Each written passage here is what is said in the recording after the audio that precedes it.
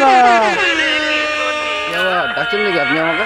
না তো আপনাকে আমি চিনি আপনি তো? না না আচ্ছা ও দাদা ফের আবার ডাকছেন নাকি? কেন?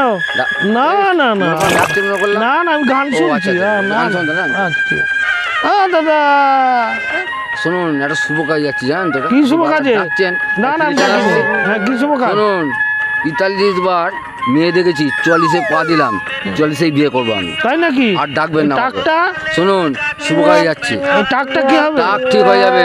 কোনো টাক চিন্তা দেখে পছন্দ হবে তো? একদম না হবে, আমি বিয়ে করে নিয়েই ঢুকবো, টাক হোক আর যাও।